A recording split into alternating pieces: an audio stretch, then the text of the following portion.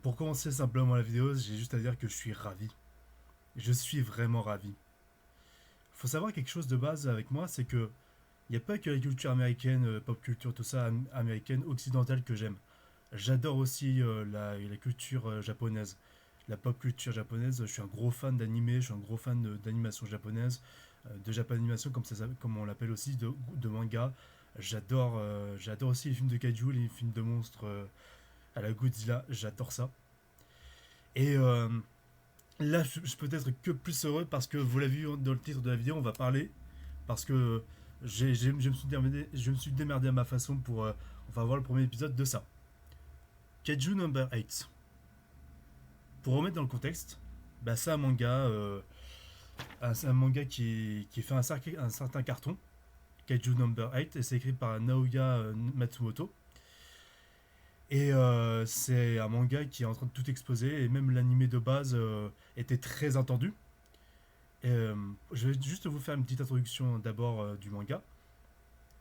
En gros, sans trop spoiler, faut savoir que, bon, juste entre parenthèses, j'ai acheté tous les tomes avant. Et celui qui vient de sortir en avril, je vais pas tarder à le commander. Et en fait, le manga, c'est vraiment le premier manga où j'ai vraiment pu avoir le temps de tout lire, quoi, jusqu'à présent. Et de tout suivre. Et c'est un univers que j'adore. J'adore les monstres géants et j'adore les trucs. Enfin, les trucs un peu à la Dragon Ball Z. En fait, si tu veux, Kaiju Number 8, c'est un mélange entre Dragon Ball Z et, euh, et les films à la Godzilla. Et donc, tout simplement, j'ai regardé enfin le pilote. Et oui, le pilote qui est sorti hier sur Crunchyroll et qui était sorti avant même au Japon. Et même en même temps au Japon parce que Crunchyroll c'est en fait fait sortir en même temps les animés en même temps que le Japon. Et en gros, en tant que gros fan du vrai manga que j'ai pu suivre réellement sérieusement et que c'est mon manga préféré avec Demon Slayer et enfin juste Demon Slayer surtout, euh, faut savoir que voilà, j'ai regardé tout simplement, vous l'avez vu dans le titre, j'ai regardé enfin le premier épisode qui vient de sortir hier. J'ai pu me télécharger pour exceptionnellement, on va dire, Crunchyroll pour, on va dire, juste avoir un abonnement de 14 jours pour au moins me regarder le premier épisode. Vraiment, j'y tenais énormément. Et, euh, et au moins, j'ai pu au moins me regarder le premier épisode. Mais si jamais il n'est pas sur Sekai One, qui est un autre site de streaming sur les animés, si Kaiju Number 8 n'est pas diffusé sur Sekai One, excusez-moi, il y a une notif, et autant que je m'inscrive sur Crunchyroll. Mais je vais savoir moi-même, bien sûr. Mais en tout cas, euh, ce que j'en ai pensé, c'est vraiment impeccable. Pour un premier pilote, c'est vraiment. Pour un pilote de série comme ça, d'animé, c'est vraiment génial. Et on va y revenir plus en détail. Et en gros, l'histoire du manga, pour vous resituer, en gros, on est dans un monde où en fait les kaiju, des monstres géants, tu vois, à Godzilla, ils attaquent les villes. Et en fait, il y a une sorte de défense internationale, surtout une défense des forces spéciales anti-kaiju qui s'est développée. Une force qui s'appelle. Bon, je l'ai pas sur je l'ai pas sur la main malheureusement. Attendez. Oui, je regarde mes mangas pour voir. J'ai pas malheureusement le nom sur la main. Mais en gros, c'est une force, c'est des forces spéciales qui en fait éliminent les kaiju. Et en gros, on va suivre Kafka et Bino qui en fait se charge de dégager les détritus, les restes des kaiju qui ont été, comment dire, abattus lors des combats en ville. Et en fait, il va se charger de se débarrasser des organes et de tout ce qui traîne, on va dire, dans les combats. Enfin, après les combats. Et, euh, et en fait, il a pour rêve surtout d'intégrer les forces spéciales qui éliminent ces monstres-là. Et en fait, là, je vous fais le résumé de l'épisode, mais c'est aussi le résumé, le début tout simplement de l'animé. En fait, il va être confronté à une attaque de kaiju, de Yoju plutôt. Yoju, il me semble, c'est un plus petit kaiju. Et en fait, après, il va être hospitalisé. Et, une mystérieuse petite créature, une sorte de luciole, je sais pas quoi, à la kaiju, va débarquer, en fait, va rentrer dans son corps et va le transformer en ceci, en espèce de. Et en fait, il va être nommé le kaiju numéro 8, c'est-à-dire le kaiju. Il me semble que c'est les kaiju les plus puissants qui sont numérotés à chaque fois. Et en fait, il va devenir le kaiju numéro 8, c'est-à-dire le huitième plus puissant, mais qui est encore plus puissant que les autres du coup. Et en fait, il va se transformer en ça, et on va dire qu'il va essayer de cacher son identité, alors qu'une autre menace se propice peu à peu. Voici grosso merdo le résumé que je puisse faire de plus simple sur le début du manga, puisque le pilote en fait raconte le début du manga. Et alors, ah j'ai vraiment kiffé. J'ai vraiment kiffé. Je vais revenir en détail avec cette liste de qualités et de défauts. Parce que bizarrement j'ai trouvé un seul défaut au truc. Mais je vais en venir. Justement, je vais y revenir en détail. Alors, faut savoir déjà que c'est la Toho qui produit la série Kaiju Number 8. La Toho qui, je rappelle, avait créé Godzilla en 1954. Et ils sont derrière aussi Dr. Stone, My Hero Academia, tous ces animés-là. Alors, on va passer dans les qualités.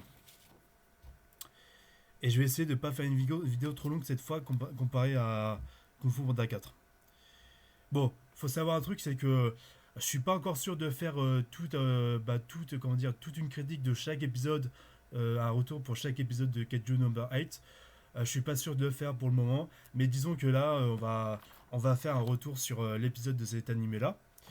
Et je suis sûr que ça va faire un carton. Et il me semble même que ça pourrait être le rival principal de Demon Slayer et de Jujutsu Kaisen. Et c'est assez prometteur. Et ça m'a assez rappelé ça m'a un peu rappelé dans un certain moment dans l'animation et dans le mouvement, on va dire, Demon Slayer et ces trucs-là. Excusez-moi.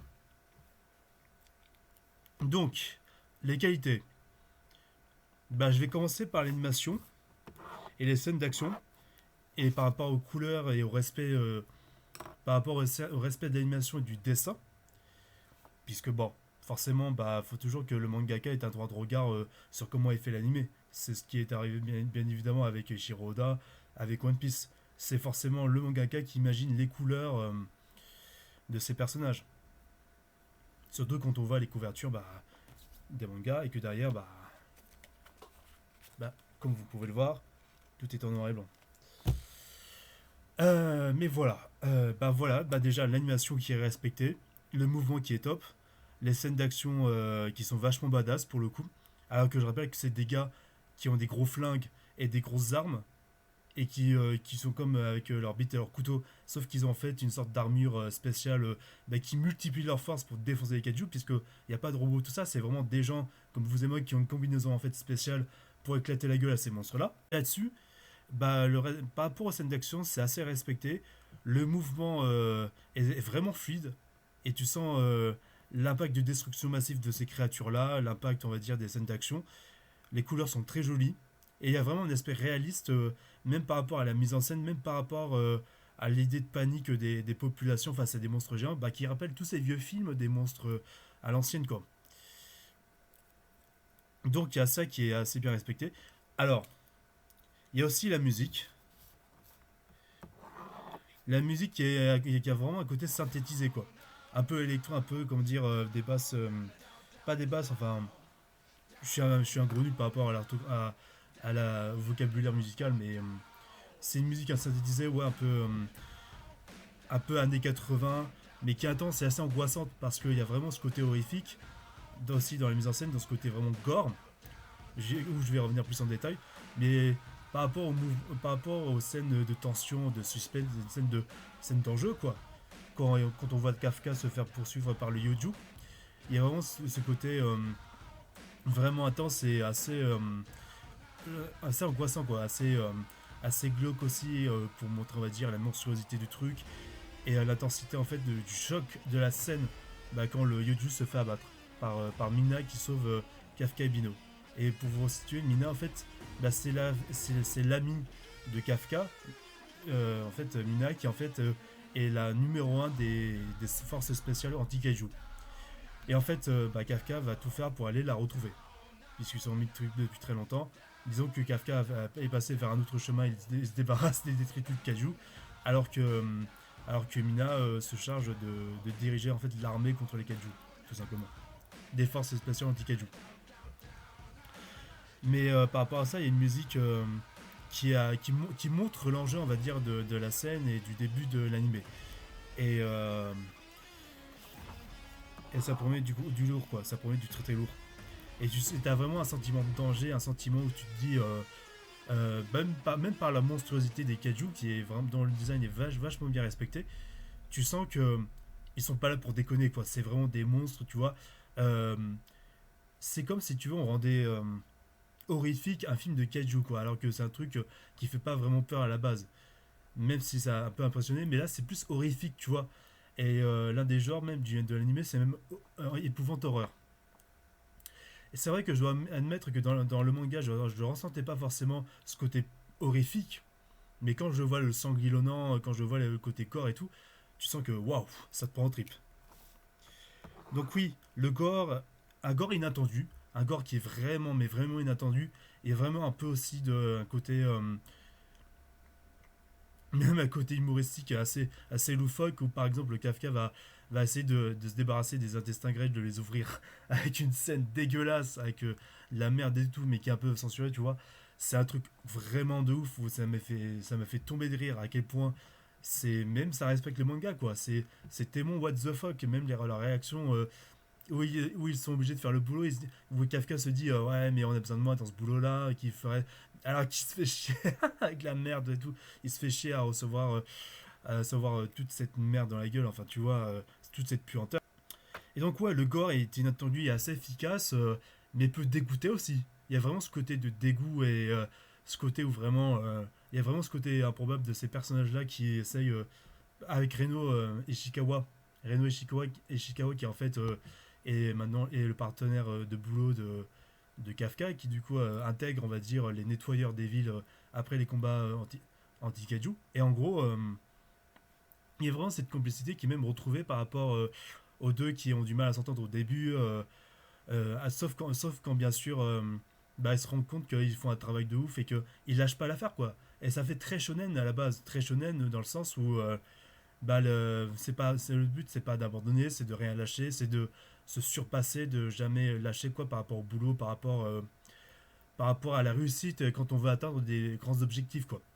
Ça fait très shonen par rapport à ça, et ça c'est vraiment top qu'il l'ait respecté. Et la complicité entre les deux est vraiment bien respectée par rapport à ça quand Ishikawa juge Kafka et Bino au début, où tu te dis que les deux ça va pas forcément matcher, et que en fait quand ils voient ils lâchent pas et qu'ils veulent réussir malgré tout, ils se reconnaissent leurs qualités, euh, qui se poussent vers l'excellence entre eux, quoi, et que ils veulent réussir, et que c'est grâce à entre eux, on va dire, que ils deviennent, comment dire, de plus en plus motivés. Enfin, ça m'a beaucoup plu par rapport à ça, et c'est un vrai respect par rapport au premier chapitre du manga, du premier tome, que je vous avais montré en rouge. Donc je suis assez content par rapport à ça en tant que fan. Et comme je l'ai dit, forcément, je l'avais un peu dit avant, mais les personnages qui sont respectés, avec l'humour et l'écriture, avec ce Kafka qui est complètement boulet, même même quand il voit, comment dire, un peu sa copine Mina, qui en fait, Mina, la soldat, quoi. Mais ce côté où il est très travailleur, mais il sait qu'il est gavé par ce côté, euh, comment dire, un peu chiant et merdique de ce boulot, qui est clairement un boulot merdique, tout simplement. C'est clairement le pire boulot que tu puisses faire dans un univers comme ça, quoi. Ça m'a fait rigoler. Et même ce côté où il lâche rien, quoi qu'il arrive, même à se mettre des trucs dans le nez pour pas sentir la merde, quoi. Même s'il y a de gerber, quoi, comme Reno et Chikawa. Et là-dessus, c'était assez cool. Et même le sérieux de Mina, et même le grand sérieux de Mina, qui est la soldat parfait, qui est efficace et qui, comment dire, a cette idée, on va dire, de, vou- de- en fait, c'est une promesse qui s'était faite, Mina et Kafka, quand leur village a été attaqué quand ils étaient petits, c'est de défoncer la gueule au kaiju. Mais Mina, elle a réussi, elle a pas lâché pour réussir à devenir une soldat. Et il y a un mini flashback où en fait elle se parle à elle-même en disant menteur, en parlant de Kafka, parce que Kafka n'a pas réussi justement bah justement à la rejoindre pour affronter les kaiju. Alors que bah, Kafka il nettoie la merde. Donc elle lui en veut un peu par rapport à ça et il y a un peu ce côté de regret plutôt sur leur amitié qui se soit pas finalement bien concrétisé par rapport à ça, mais elle reste une soldat vraiment impeccable et efficace. Et j'ai beaucoup apprécié aussi bah, qu'ils mettent le tigre blanc. Par rapport à ça, c'était top. Et le son est brutal en termes de destruction massive et des cris des monstres, et même dans le côté gore, qui m'a vraiment rappelé bah, le bruitage qu'il pouvait y avoir dans les scènes de gore dans Demon Slayer. C'était vraiment impeccable. Et vraiment, dans les cris des monstres, bah, ça fait vraiment bah, monstre de kaiju, quoi. Ça fait vraiment monstre des années 50, des trucs comme ça, quoi. De la saga Godzilla. Donc, c'était top par rapport à ça. Le casting vocal, le casting vocal, ouais, qui m'a beaucoup surpris pour le coup. Pour Kafka, je m'attendais absolument pas à entendre une voix comme ça. Je vais reprendre un peu d'eau, excusez-moi.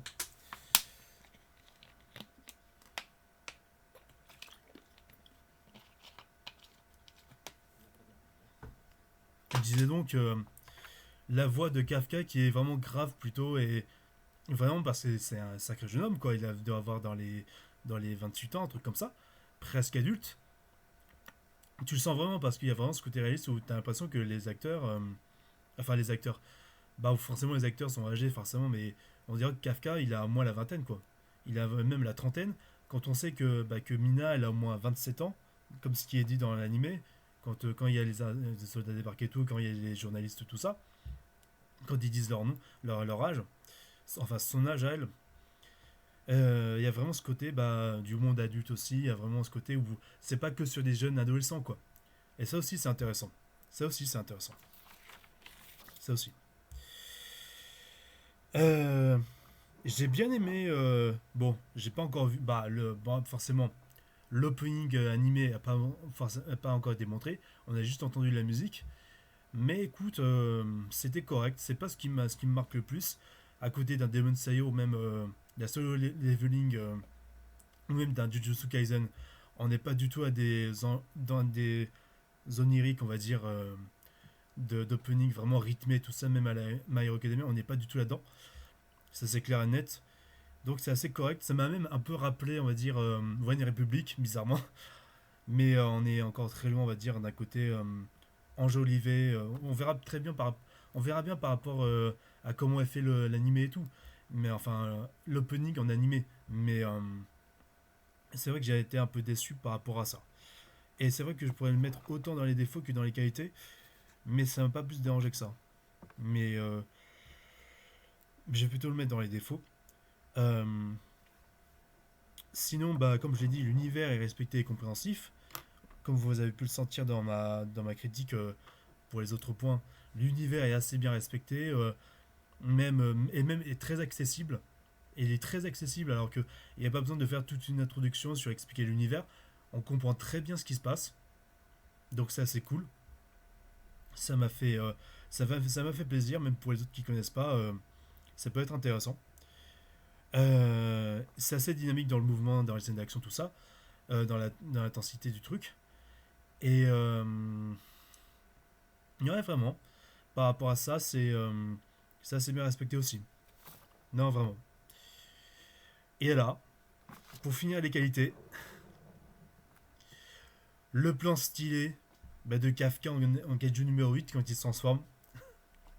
Alors ce plan-là, il est repris à la perfection. La mise en scène est impeccable. Quand il y a la fumée, tout ça, la lumière de la lune, ah, c'est magnifique. C'est vraiment beau parce que je peux même vous remontrer ça pour vous dire à quel point c'est respecté. Et même le niveau graphisme est vraiment bien respecté aussi. Ça, c'est clair et net, le niveau graphisme est vachement, vachement bien respecté. Les dessins, on les reconnaît pile. C'est vraiment. Voilà. C'est ce dessin-là. Il y a vraiment, vraiment, j'ai envie de dire. Pour moi, c'est 20 sur 20. Avoir repris le même plan avec l'animation, avec les couleurs, c'est impeccable. Avec la musique qui s'arrête, c'est pour l'effet de choc. Enfin, l'effet de surprise. J'ai trouvé ça vraiment, vraiment top. Maintenant, je vais passer aux deux derniers défauts. Bah, comme je l'ai dit, la musique qui est correcte, elle est pas non plus détestable. C'est une musique un peu pop, on va dire, de K-pop, tu vois. Re tout le monde. Ajoute dernière minute, j'ai complètement oublié de préciser qu'en réalité, la musique qu'on entend au générique de fin, bah, c'est bien One Republic. C'est pas une impression, c'est bien One Republic. Et le titre s'appelle Nobody. Donc je m'excuse d'ailleurs pour cette petite erreur. Et puis voilà, c'était le moi du futur qui voulait corriger l'erreur. Donc c'est affirmatif, c'est bien One Republic. Et si je peux rajouter un truc, c'est que je suis pas fan non plus bah, de la nouvelle façon de faire musicalement de One Republic. Enfin, leur nouveau style quoi. Je suis pas fan. C'est un peu le même qu'ils avaient eu pour Top Gun 2. Mais voilà, c'était pour corriger ces petites erreurs et reprenons la vidéo dès maintenant. Mais bizarrement, elle est pas aussi marquante que bah, tout le reste des openings que j'ai pu entendre, quoi, comme Macha ou tous les trucs que j'ai cités avant. Mais on peut pas avoir que non plus des masterclass non plus. Mais si on a déjà une musique qui est agréable à l'oreille, pardon, c'est déjà bien. Le pilote, bah, qui prend son temps, mais si tu veux, bah, même si ça va plus vite dans un manga, forcément quand tu lis le manga, c'est plus rapide. Même si, comment dire, même si dans les derniers One Piece en tome, c'est assez compliqué de suivre la lecture quand tu sais que les dessins sont très denses d'Ishiroda et que j'ai dû faire plein de pauses par rapport à ça. Le pilote prend son temps, certes. Il n'y a pas une flopée d'action, tout ça, de grand enjeu. C'est surtout un développement de personnages. C'est surtout ça. Et on n'a qu'à la fin réellement la transformation bah, de Kafka et Bino. Ça c'est clair et net. Mais c'est pour ça que là-dessus tout est respecté. Et peut-être que le seul vrai défaut que je puisse dire c'est la musique qui est correcte sans plus, mais pardon. Mais voilà perso c'est ce que je puisse dire de plus simple. Et si je devrais dire aussi un truc, c'est que par rapport à l'animation, c'est que clairement le dernier plan avec Mina, oh là là, mais quelle belle femme. Et c'est pas que pour la scène du bas, hein. Non, vraiment, mais quelle belle femme.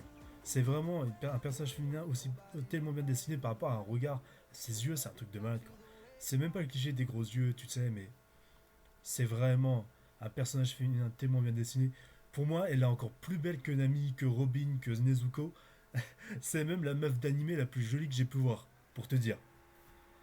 C'est fou à ce point. Mais j'attends d'en voir encore plus par rapport à son personnage et ça risque d'être très très prometteur. Et si je dois mettre une note à ce pilote de Kaiju Number 8, bah, l'univers est respecté, enfin, tout est bien mis en place, l'univers est très bien mis en place, les personnages, tout ça, l'action, l'animation est vraiment top, la musique, tout ça, le corps aussi. Euh, Bah, vu que la musique du générique de fin est correcte, parce que en fait la musique de l'opening va forcément être la musique de l'opening, mais en fait c'est d'abord dans le générique de fin, c'est ce qu'ils ont fait avec plein d'animés quoi. Euh, et l'idée que ça prenne son temps, mais que ça soit pas non plus cuté, je mettrais ah bah peut-être que je serais un petit peu plus sévère avec la musique, même si elle est correcte comme je vous l'ai dit. Je m'avais beaucoup, je sais. Je mettrais un 17,5 sur 20. Un 17,5 sur 20 parce que bah, tout ce qui est de Kaiju Number 8, même si je sais que c'est un pilote, attention, c'est pas pour juger toute la série, même, enfin, tu vois. Mais quand tu vois que le potentiel que ça puisse avoir, que l'univers est top, que ça promet avec des choses vraiment grandiloquentes, parce que moi j'ai lu tous les tomes, et je vais lire le dernier qui vient de sortir, je peux vous dire quelque chose de très très gros se prépare. C'est vraiment du shonen à la Dragon. En fait, c'est un mélange de Dragon Ball et enfin, de DBZ et de Godzilla. Vous mélangez Godzilla et DBZ, vous obtenez un truc de zinzin par rapport à ça. Et tout le manga sera ça. Et même si ça devient plus sérieux par la suite, il y a un humour qui reste intéressant et il y a un épique et des putains de bastons. Quand tu lis le manga, tu t'en prends plein la gueule. Je pense que ce sera tout pour moi. Bah, merci d'avoir regardé cette vidéo critique, très cher viewer cinéphile. Et puis, on se souhaite tout simplement bonne continuation à tous.